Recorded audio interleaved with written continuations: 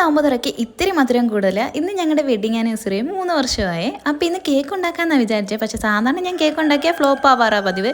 എങ്കിലും ഒന്ന് ട്രൈ ചെയ്യാമെന്ന് വിചാരിച്ച്. എങ്ങാനും ഒരു ബിരിയാണി കിട്ടിയാലോ, അങ്ങനെ ഒരു പാത്രം എടുത്ത് വെച്ച് അരക്കപ്പ് മൈദയും 1 ടേബിൾ സ്പൂൺ കോൺഫ്ലവറും ഇച്ചിരി ഉപ്പും കൂടെ ചേർത്ത് നല്ലതുപോലെ അരിച്ചെടുക്കുന്നുണ്ട്. ഇനി മറ്റൊരു ബൗൾ എടുത്തിട്ട് അതിലേക്ക് 3 മുട്ടയുടെ മഞ്ഞയും 1/4 കപ്പ് എണ്ണയും 1/4 കപ്പ് പാലും 1 ടീസ്പൂൺ വാനില എസൻസും കൂടി നല്ലപോലെ മിക്സ് ആക്കണം. എന്നിട്ട് നേരത്തെ സെറ്റാക്കിയ മൈദയും കൂടെ ചേർത്ത് നല്ലതുപോലെ മിക്സ് ആക്കി എടുക്കുക.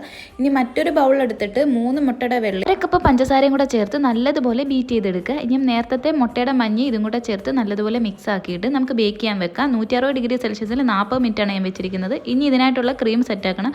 അതിനായിട്ട് 100 ഗ്രാം ബട്ടറിലേക്ക് ആവശ്യത്തിന് കണ്ടൻസ്ഡ് മിൽക്ക് ഇത്തിരി വാനില എസൻസും കൂടെ ചേർത്ത് സെറ്റാക്കി.